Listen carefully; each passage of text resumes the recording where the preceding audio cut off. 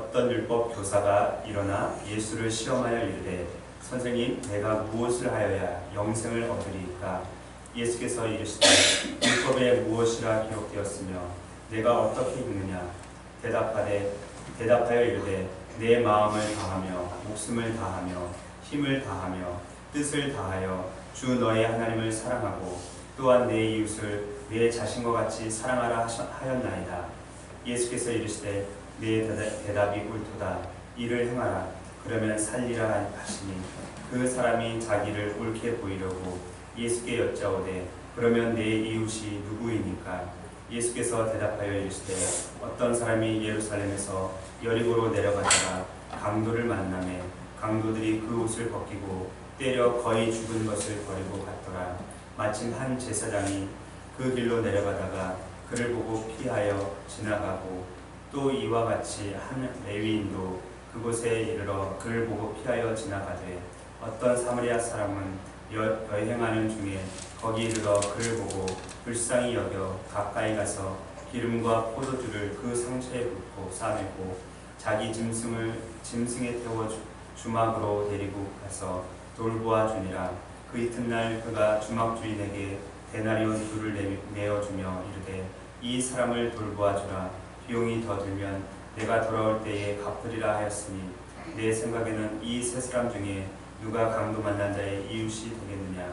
이르되 자비를 베푼 자니이다. 예수께서 이르시되 가서 너도 이와 같이 하라 하시니라.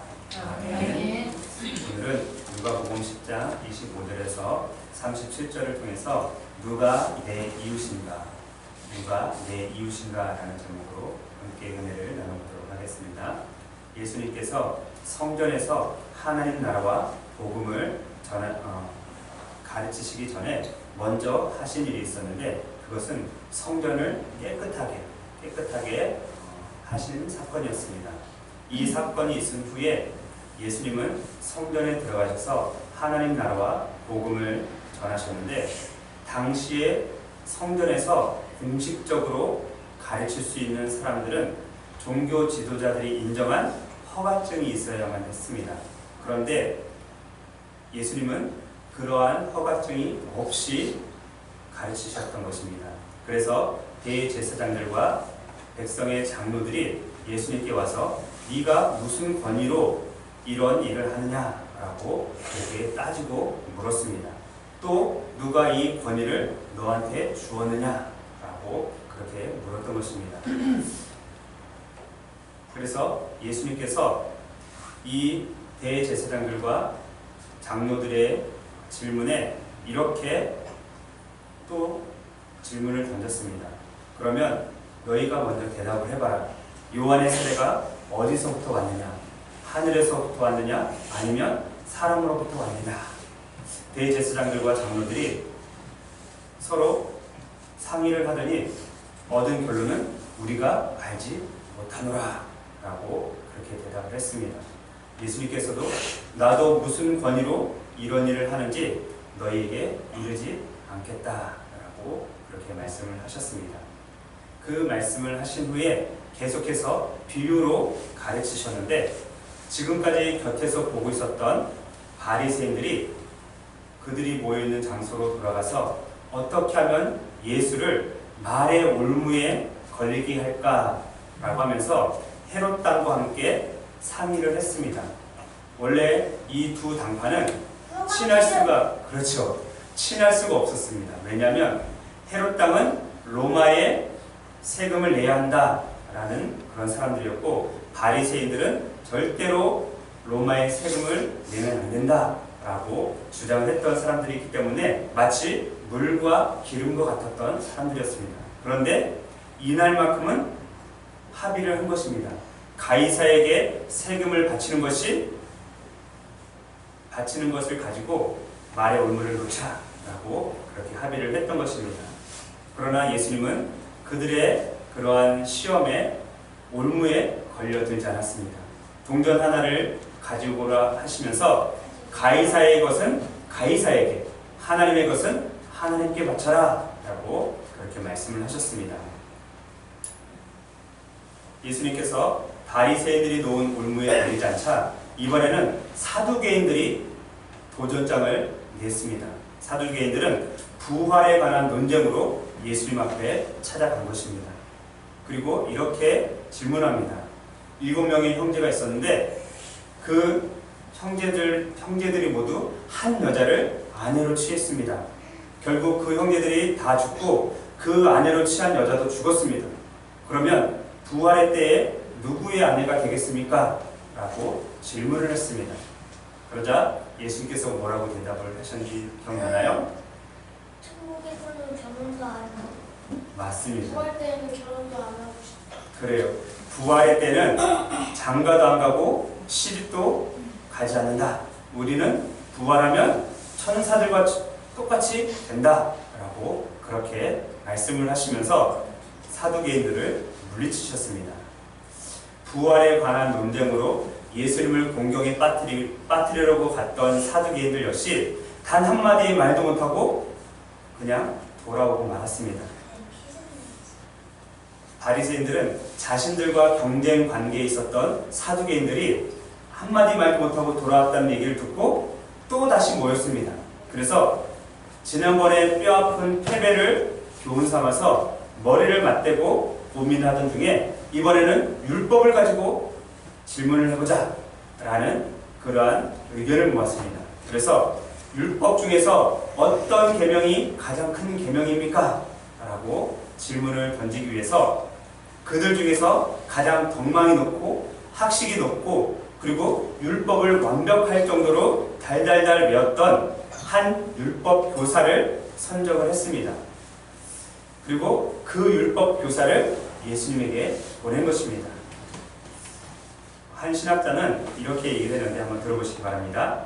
마태와 마가는 이러한 계략이 이 서기관 한 사람에게서 나온 것이 아니라 바리새인들이 함께 모의해서 이 계략을 짠 후에 그들 중에서 수완과 학식이 뛰어난 이 서기관을 내세워서 이 계략을 실행한 것임을 보여준다. 마태, 마가, 그리고 누가 이 세 군데에 이 사건이 동일하게 기록이 되어 있습니다.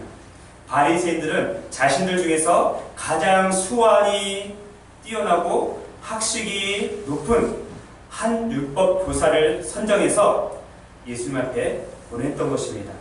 그리고 예수님을 시험하고 올무에 빠뜨리기로 작정을 한 것입니다. 우리 다 같이 25절 말씀을 한 목소리로 읽어보겠습니다. 25절 시작. 어떤 율법 교사가 일어나 예수를 시험하여 이르되 선생님, 내가 무엇을 하여야 영생을 얻으리이까?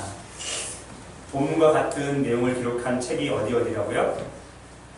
마태, 마가. 그렇죠. 마태하고 마가. 마태와 마가는 동일하게 선생님, 율법 중에서 어느 계명이 큽니까? 라고 물어봤다고 기록을 하는데 지금 누가는 선생님, 내가 무엇을 하여야 영생을 얻을 수 있습니까? 라고 그렇게 기록을 했습니다. 이 질문은 바리새인들 뿐만 아니라 유대인이라면 누구든지 공통적으로 가지고 있었던 질문입니다. 가장 근본적이면서도 핵심적인 질문이 바로 어떻게 하면 구원을 얻을 수 있는가? 라는 것입니다. 한 신학자가 아주 재미있는 표현을 했는데 저는 재미있는데 여러분들은 재미있을지 모르겠습니다. 들어보시기 바랍니다. 시험하기는 하였으나 이 율법사는 비교적 착한 율법사였던 듯 하다. 무슨 나쁜 악의가 있었다기보다 예수님이 얼마나 아시는가, 율법에 대해서 얼마나 아시는가, 제대로 답하시는가 알기 위해서 그냥 물어보았다고 생각한다. 아주 착한 율법사였다라고 이 신학자는 얘기를 했습니다. 근데 우리는 이 사람이 착한 율법사였는지 아니면 악하고 나쁜 율법사였는지 알 길이 없습니다. 그런데 우리는 성경을 통해서 분명히 알 수 있는 것은 이 사람의 직업과 신분에 관한 것입니다. 직업은 뭐죠? 그래요. 신분은 뭘까요, 그러면? 직업은 율법사고 율법교사고 신분은 높은 사람. 이렇게 알면 될 것 같습니다. 자, 보세요. 세계 어느 나라를 가도 얼굴 형태와 피부 색깔은 달라도 똑같은 모습을 볼 수 있습니다. 그것은 의사 가운을 입고 있으면 의사죠. 다른 나라 다 똑같죠? 아프리카 사람들도 똑같죠? 판사가 판사 가운을 입고 있으면 그 사람은 판사인지 알아봅니다. 군인이 군복을 입고 있으면 군인인지 알아봅니다. 경찰관이 경찰관복을 입고 있으면 경찰관인지 알아보고 소방관이 소방관 옷을 입고 있으면 소방관인지 알아봅니다. 옷은 그 사람의 직업과 신분을 나타내는 것입니다. 예전에는 저처럼 목사들도 가운을 입었어요. 검은색 가운을 입고 설교를 했는데 목사님처럼요? 이건 가운이 아니잖아요. 이거는 양복이잖아요. 요즘에 잘 쓰는 말로 슈트, 검은색, 슈트가 아니라 맞나요? 수트, 네, 검은색 수트. 요즘에는 수트라는 말을 쓰는데 그냥 양복이에요. 검은색 양복인데 옛날에는 판사들처럼 검은색 가운을 입고 설교를 했어요. 근데 지금도 그렇게 입고 하는 목사님들도 있어요. 그런데 대부분은 그런 가운은 지금은 안 입습니다. 예를 들면 세례를 줬다든가 또는 성찬식을 했다든가 이럴 때는 입긴 하지만 대부분 설교할 때는 안 입고 합니다. 그렇다고 목사의 직업과 신분이 없어지는 건 아닙니다. 그렇죠? 물론 제가 이렇게 입고 나가면 아무도 목사인지 몰라요. 가운을 입고 나가면 알겠지만 그런 바보짓은 하진 않을 겁니다. 그렇죠? 예수님 당시에도 마찬가지였습니다. 대제사장들과 바리새인들과 율법사들은 누가 봐도 한눈에 알아볼 수 있도록 아주 화려한 옷을 입고 다녔어요. 그리고 줄무늬가 많이 있었고 옷 끝에 술이 달려 있었어요. 술? 먹는 술 아니에요. 그리고 이 율법사만이 입을 수 있는 화려한 옷을 입고 다녔을 것이 분명합니다. 그래서 예수님은 저 멀리서 율법사가 다가와도 누군지 한눈에 알아봤을 것입니다. 그 사람은 예수님께 와서 예수님을 시험하기 위해서 선생님, 어떻게 하면 영생을 얻을 수 있습니까? 라고 물어봅니다. 사실은 나이로 봐도 율법사가 훨씬 많았을 거예요. 그리고 연륜을 봐도 율법사가 훨씬 더 높았을 거예요. 그런데 율법사는 예수님을 향해서 선생님이라고 부릅니다. 선생님? 자, 계속해서 그렇게 물어보자 예수님께서 역으로 또 율법사에게 질문을 합니다. 26절을 보시기 바랍니다. 26절 율법에 무엇이라 기록되어 있으며 너는 그것을 어떻게 읽느냐? 아마 이 율법사가 순간 당황을 했을지도 모릅니다. 질문을 했는데 또 질문. 그렇죠. 자기가 질문했는데 반대로 예수님께서 답을 한 게 아니라 질문을 했기 때문에 순간 당황을 한 겁니다.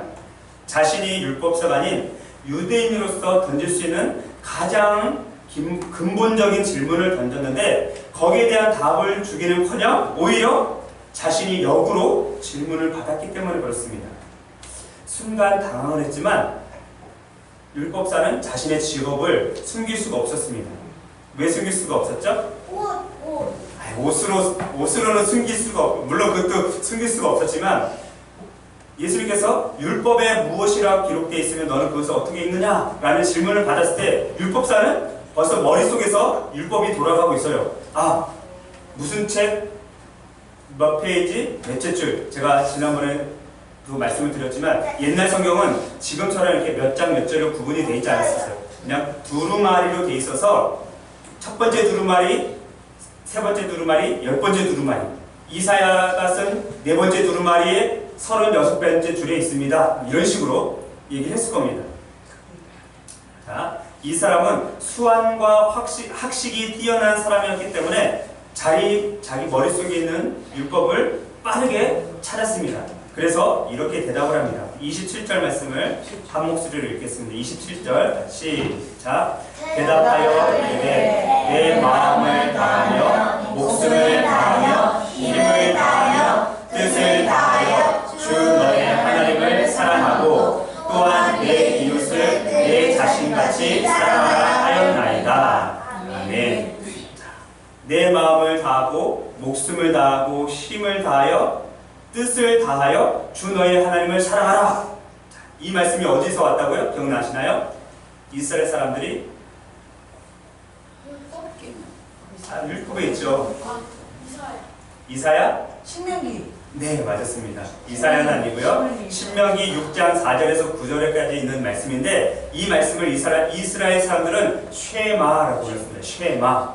히브리 말로 쉐마고요. 한국말로 바꾸면 들으라.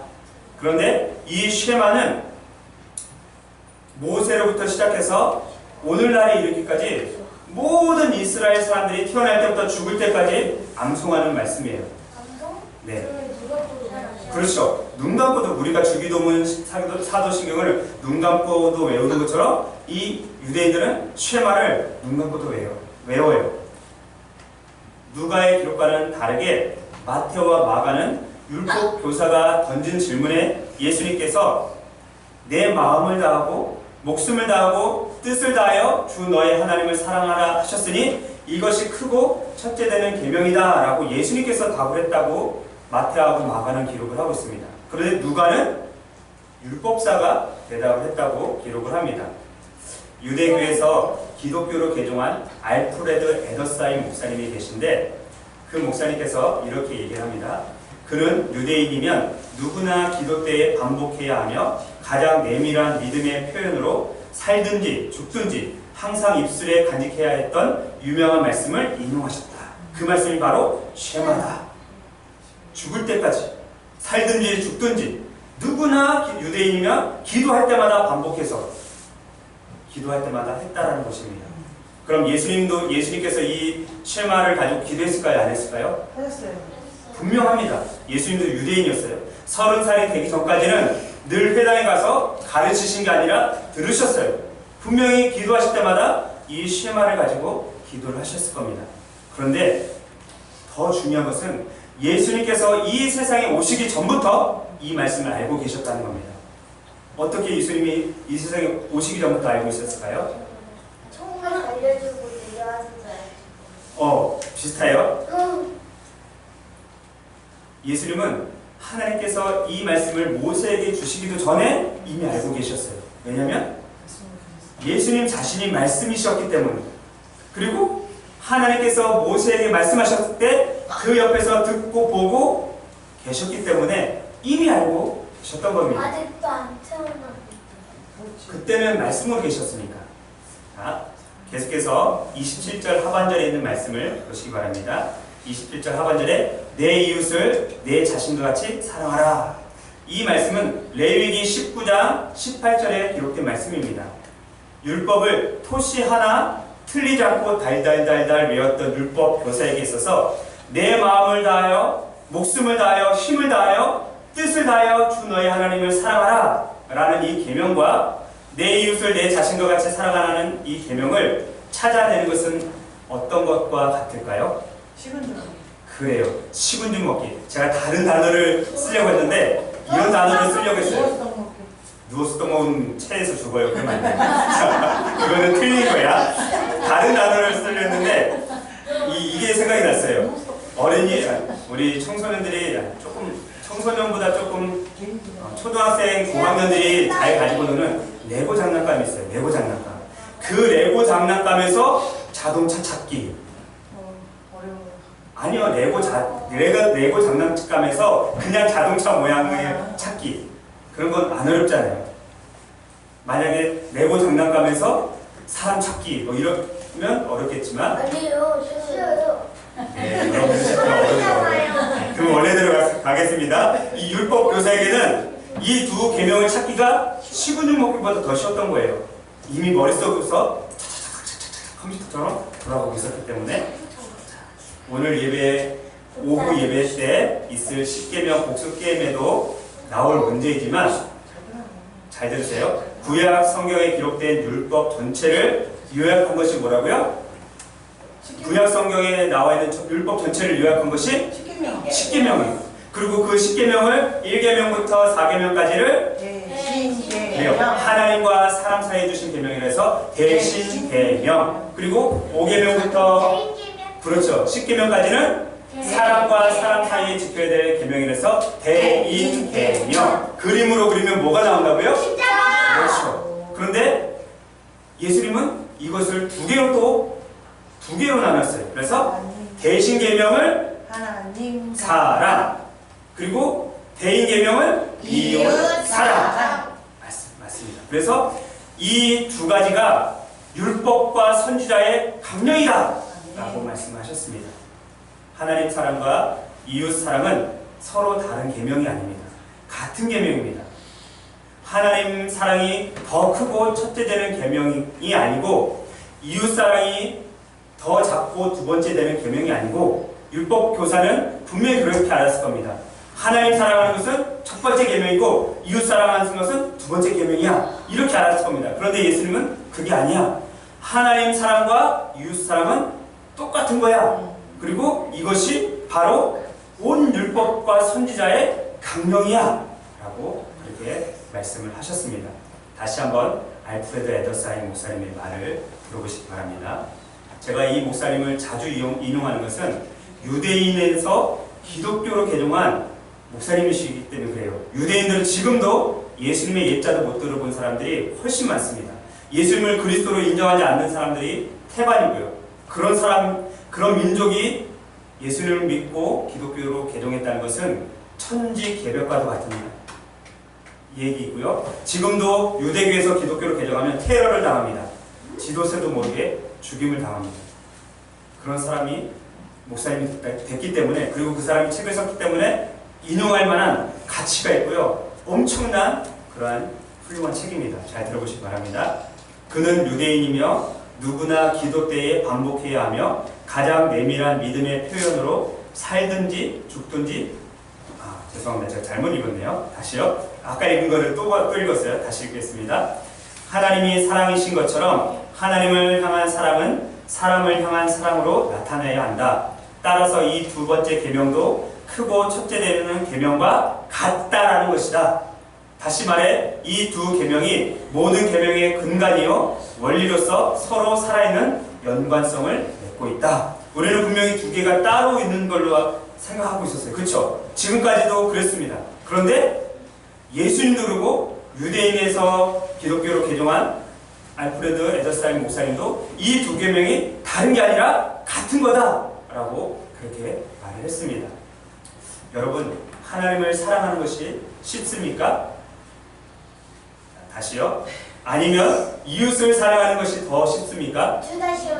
둘 다 어렵기도 하고 둘 다 쉽기도 둘 다 어렵기도 하고 둘 다 쉽기도 하고, 참 그런 정확한 답을 어디서 배웠는지 생명빛교에서 배웠죠? 네, 저는 안 가르쳐 주었지만 우리 소은이가 말씀을 잘 들으면서 오늘 대답을 너무 잘하는 것 같아요. 그래요. 둘 다 쉬우면서도 둘 다 어려워요. 그런데 이 질문에 대한 어떤 신학자가 한 말을 한번 들어보세요. 만약 하나님에 대한 진정한 사랑이 있다면 필연적으로 이웃에 대한 진정한 사랑이 있을 것이다. 하나님에 대한 사랑이 있다면 이웃 사랑. 그렇죠. 반드시 이웃 사랑으로 가게 된다라는 것입니다. 그럼 반대로 하면 뭐죠? 하나님에 대한 사랑이 없으면 이웃을 사랑하지 못한다. 그렇죠. 그게 필연적으로 이어진다는 겁니다. 결국 하나님을 진정으로 사랑하는 사람만이 이웃을 내 몸처럼, 내 자신처럼 사랑할 수 있게 되는 것입니다. 네. 다시 본문으로 들어가서 이 율법 교사는 예수님께서 역으로 던진 질문에 내 마음을 다하고 목숨을 다하고 힘을 다하고 뜻을 다하여 주 너의 하나님을 사랑하라 라고 하셨습니다. 또 내 이웃을 내 자신과 같이 사랑하라고 하셨습니다 라고 그렇게 대답을 했습니다. 그 말을 들은 예수님께서 이렇게 말씀하십니다. 그래, 네 말이 옳아. 그러면 너도 그렇게 행하라. 네 말이 옳아. 그러면 너도 그렇게 살아. 그렇게 말씀하셨습니다. 이 율법사는요, 율법의 1.1핵이라도 토시 하나라도 틀리지 않았던 사람이에요. 그런데 문제는 이 사람이 가지고 있었던 것은 지식적인 거예요. 지식적인 암밖에 없었어요. 삶으로 나타내는, 행함으로 나타내는 삶은 없었다는 겁니다. 예수님께서 그 말씀을 하시는 거예요. 그래, 네 말이 맞아. 그러면 네가 그렇게 살아. 네가 그렇게 행해. 라고 말씀하십니다. 그런데 이 율법사가 여기서 멈추지 않고 자기를 옳게 보이려고, 자기가 지혜롭고 똑똑하고 잘나게 보이려고 예수님 앞에 물어봅니다. 29절 보세요. 같이 한번 읽어보겠습니다. 29절 시작. 그 사람이 자기를 옳게 보이려고 예수께 여짜오되 그러면 내 이웃이 누구이니까? 오늘 설교 제목이 여기서 왔습니다. 내 이웃이 누구입니까? 내 이웃이 누구입니까? 이 율법사는 앞에서 인용했던 한 신학자의 말처럼 비교적 착한 율법사였는지는 저는 잘 모르겠습니다. 그러나 이 율법사의 마음속에는 교만이라는 악이 가득 차 있었던 것입니다. 네가 나보다 율법을 알면 얼마나 더 잘 알아. 겉으로는 선생님 하고 왔지만 속으로는 야 이놈아, 예수님에 대해서 그렇게 생각하는 거예요. 실제적으로 예수님한테 야 이놈아 그런 건 아니겠죠? 네가 율법을 알면 얼마나 알아. 네가 하나님의 말씀에 대해서 가르친다고 하면 얼마나 가르쳤어. 그런 교만이 그 마음속에 가득 차 있었던 것입니다. 그래서 내 이웃이 누구입니까? 라고 그렇게 물어보는 겁니다. 그러면 이 사람이 진짜로 자기 이웃이 누군지 몰라서 그렇게 물어봤을까요? 아니에요. 분명히 그렇죠. 이 사람은, 이 율법사는 자기 이웃이 누군지 알고 있었을 겁니다. 그는 율법 중에서 가장 크고 첫째 되는 계명이 무엇이고 어디에 기록이 되는지 눈 감고도 아는 사람입니다. 둘째가 하는 계명도 마찬가지입니다. 그런데 그의 지식은 그가 아는 것은 지식적인 안뿐이었고 행함이 없는 그러한 알미라는 것입니다. 그래서 이 율법자는 예수님께서 내 이웃이 누구입니까? 라고 물어본 거고요. 우리가 이런 얘기를 종종 하죠. 어떤 학교나 어떤 이런 강의실에서 분명히 다른 사람들은 다 알고 있어요. 근데 어떤 사람이 질문을 딱 하는데 사람들 표정이 안 좋아요. 왜냐하면 저 사람은 질문을 위한 질문을 하는구나.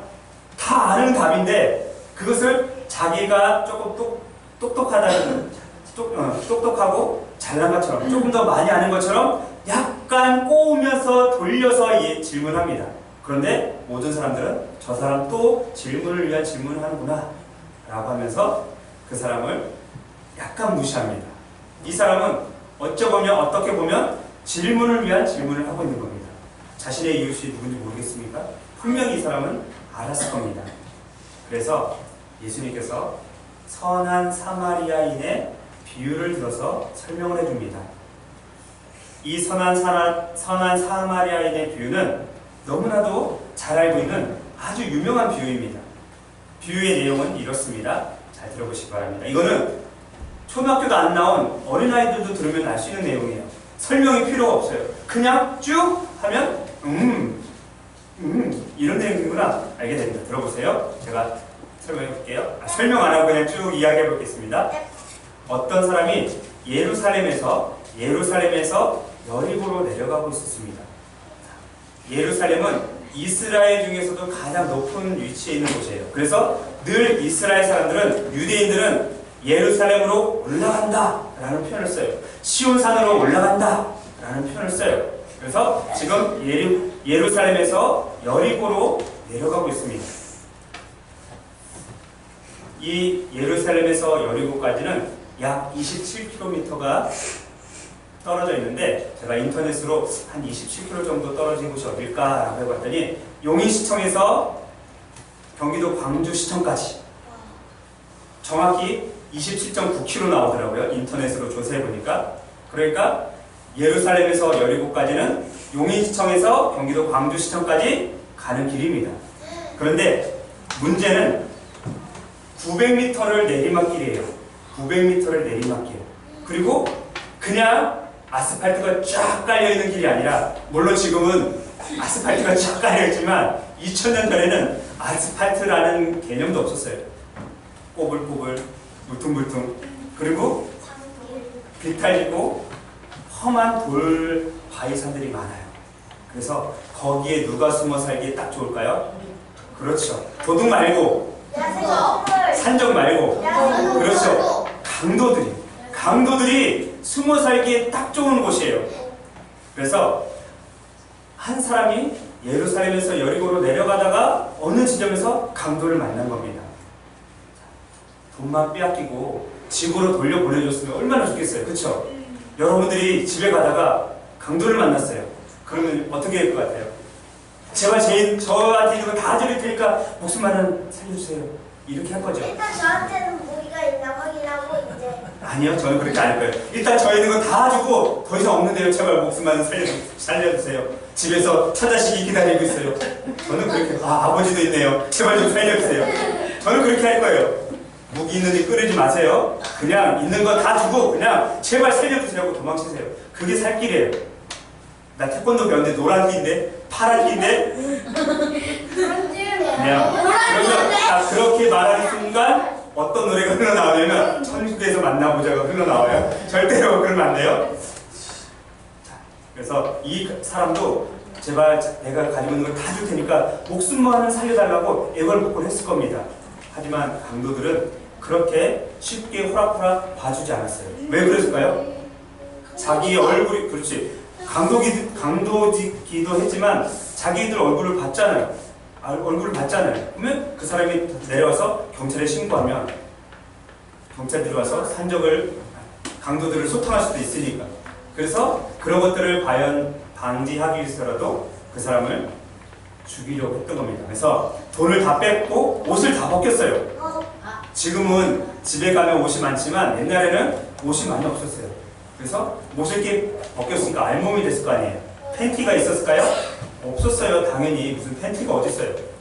그리고 옷을 벗기고 때리기를 시작했는데 죽기 일보 직전까지 때렸어요. 살려달라고 울고불고 사정을 해도 강도들이 안 봐줍니다. 근데 더 이상 때리고 싶지가 않았나 봐요. 딱 보니까 이제 죽었다. 더 이상 때릴 것도 없어요. 왜냐면 그 황량한 지역에서 피투성이가 되고 매를 맞았다면 그냥 하루만 놨다도 짐승의 밥이 되든지 아니면 뜨거운 우리나라 더운 여름 날씨하고는 비교가 안 돼요. 이스라엘은 뜨거운 날씨에 일사병으로 죽었을 거예요. 그런데 그렇게 죽도록 패놓고 강도들이 간 사이에 누가 지나가냐면 대제사장이 지나가요. 대제사장이 딱 지나가서 보니까 강도한테 죽도록 맞았네 하면서 피해서 지나갑니다. 왜 피해서 지났을까요? 그렇죠. 이 대제사장은 이 사람이 죽은 줄 아는 거예요. 그래서 제사장들은 죽은 시체를 맞으면 부정을 타요. 그래서 우리로 치면 예배를 인도할 수 없어요. 며칠 동안은 아무것도 할 수 없어요. 손부터 발까지 다 씻어야 되고 옷도 다 빨아야 돼요. 그래서 피해 간 거예요. 가자마자 또 누가 왔냐면 레위 사람이 와요. 레위 사람도 딱 보더니 죽은 것 같다. 그래서 또 피해 갑니다. 왜 레위 사람도 피해 갔을까요? 부정해지니까. 그래요. 제사장이건 대제사장이건 하나님의 성전에서 어떤 일을 하는 사람은 모두 다 레위 지파의 후손들이었어요. 레위 지파 후손들만 가능했던 거예요. 그래서 이 레위 사람도 죽은 시체를 만지면 부정을 탈까봐 그냥 피해서 돌아간 겁니다. 근데 그 레위 사람이 가자마자 또 한 사람이 지나가요. 그래요. 그 사람은 사마리아 사람인데 이 얻어맞은 사람, 강도당한 사람한테 다가갑니다. 딱 보니까 신음소리가 나요. 그래서 자기의 가방에 있었던 뭘 꺼내요? 뭘 꺼냈을까요? 기름, 포도주. 기름과 포도주를 꺼내요. 기름은 아마 상처를 바르는 데 썼을 거예요. 원래 이 사마리아 사람이 상처 바르려고 갖고 다니는 건 아니었을 거예요. 다른 데 쓰려고 했는데 그때 당시는 지금처럼 약이 없었기 때문에 상처에 발라줬을 거예요. 그럼 포도주는 어디에 썼을까요? 그래요. 아마 이 기력이 떨어졌기 때문에 포도주로 약간 기력을 주기 위해서 줬을 것 같다는 생각을 해봅니다. 그리고 이 사람을 다 상처를 싸매고 자기가 타고 온 짐승, 성경에는 짐승이라고 하는데 그럼 이 사람이 사자를 타고 왔을까요? 아니, 호랑이. 그래요. 말도 아닐 거예요. 분명히 노새, 다른 말로 하면 나귀를 타고 왔을 거예요. 나귀? 말 말고 말의 친척벌 되는 그런 게 있어요. 나중에 아니면 저기 에버랜드 가면 동물원 가면 볼 수 있을 거예요. 거기에다가 이 강도 만난 사람을 태우고 갑니다. 그리고 이제 어디를 가냐면 주막에 가서 데나리온 2개를 내면서 이 사람을 돌봐주십시오. 제가 어디를 갔다 와야 되는데 갔다 와서 모자르면 이 사람 모자란 돈을 더 주겠습니다. 목사님이 설교 준비하면서 보니까 2 데나리온은 2주간 동안 이 사람이 아무것도 안 해도 거기 머물 수 있는 돈이 돼요. 2주간 동안. 그러니까 적은 돈이 아니죠. 그런데도 이 사람이 내가 돌아와서 돈이 모자르면 더 주겠습니다. 그렇게 얘기를 합니다. 그러면 대제사장과 레위 사람들은 누구를 빗대어서 말한 것일까요? 그리고 지금 예수님 앞에 질문하고 있는 율법교사들, 바리새인들, 사두개인들 이런 사람들을 빗대어서 말한 거예요. 그러면 사마리아 사람은요? 사마리아인. 그래요. 말 그대로 사마리아인, 이방인, 죄인들 우리 같은 사람들을 이야기하는 거예요. 더 이상 설명 안 해도 무슨 뜻인지 다 이해됐죠? 아무도 없네.